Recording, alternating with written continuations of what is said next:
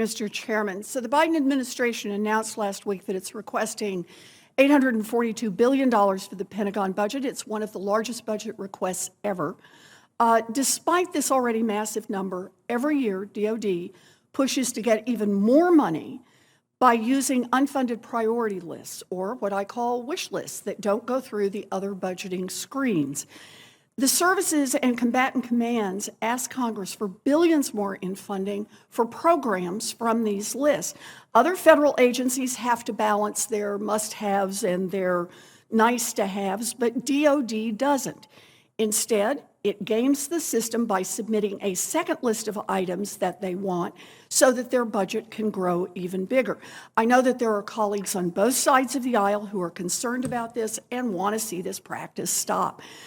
Last year, both your predecessors at AFRICOM and CENTCOM submitted these wish lists. So what I'm asking today is about whether you plan to do the same. General Langley, AFRICOM requested an additional $353.6 million in unfunded priorities last year.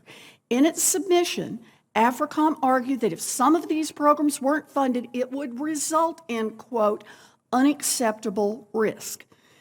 So my question is, this year, will AFRICOM be putting all of its priority projects, if it's that important, if it's putting us at unacceptable risk, will you put that into your base budget request?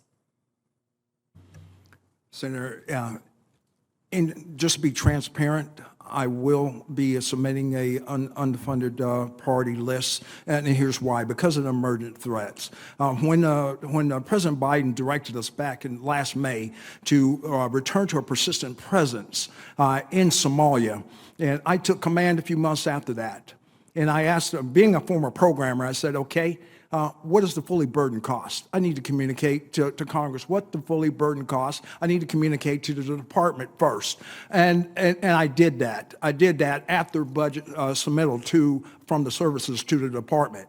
So that emergent cost was informed by the risk that we have. So you're telling me that this request, the ink is not dry on the budget request from Congress and from the president, and you're already saying that you know that it's not enough. And I want to remind you about emerging threats. DOD already has transfer and reprogramming authorities to deal with emerging threats. You have the ability to come back to Congress if you can justify an emerging threat. We have a panel looking at whether or not there are more changes that are needed. But these unfunded priority lists are just another way to game the system. If it is a priority to cover something like this, then I think you should be covering it. So are you telling me that the only things that will be on your unfunded priority list are things you couldn't have known about when you submitted your budget? Senator, even my predecessor also put the other piece of that cost on there on ISR. We never had enough. I'm not hearing a yes or no. Are you telling me that your unfunded budget priority list will have nothing on it except things that you could not have known about when you submitted your budget? There is a persistent threat that we have to account for. So on that list, that's what your budget is for, accounting for the persistent threat. Let me ask General Kurilla the same.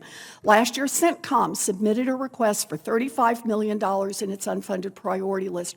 Are you planning to submit a wish list again this year?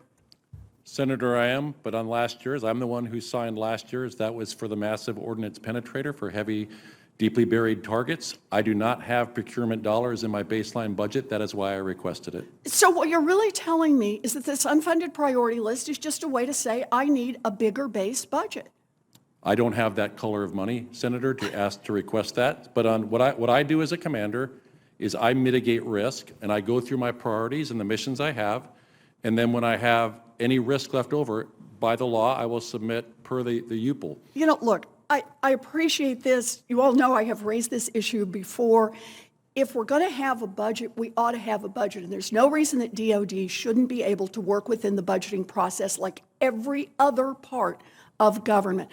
I'm out of time on this, but I'm going to be submitting more questions for the record, Mr. Chairman, on what these commands are doing to prevent civilian harm. DOD is on the right path, but I remain concerned about whether or not we're getting accurate and honest reporting. Thank you, Mr. Chairman.